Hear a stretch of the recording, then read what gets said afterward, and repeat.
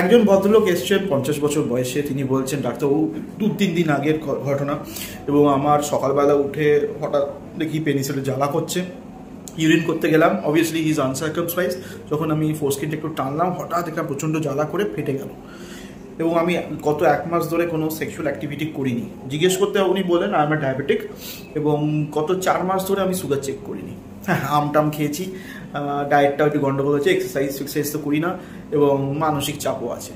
এই যদি হিস্ট্রি আপনার থাকে, এগুলো কিন্তু আমি কেস বেস সিনারিওস বলছি, তাহলে most likely you suffering from diabetic মেলানোপস্টাইটিস।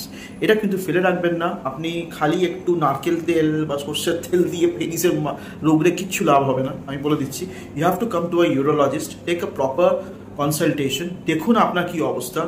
একদম শেষ পর্যায়ে এসে গিয়ে ইনফেক্টেড হয়ে গিয়ে সার্কামসিশন করাটাও খুব ডিফিকাল্ট হয়ে যায়, স্ট্রিকচার হয়ে যায়। Don't let it be in that stage. Early part diabetes there, melanocytosis is very common. Penile health নিয়ে আমি বারবার আপনাদের সবসময় হিট করি। এটা সবসময় হয় না, কারোর পক্ষে সম্ভব হয় না, আমি মানছি, কিন্তু আপনাদের কিন্তু সচেতন হতে হবে। যেমন দাঁত মাজছেন, অবভিয়াসলি আপনার ফোরস্কিনটা টেনে জায়গাটা পরিষ্কার করতেই হবে, specially if you are diabetic. এইটুকুই রইল আজকে। আবার যদি কোনো প্রশ্ন থাকে নিশ্চয়ই করবেন, আমি কেস বেস সিনারিও নিয়ে আবার চলে আসবো।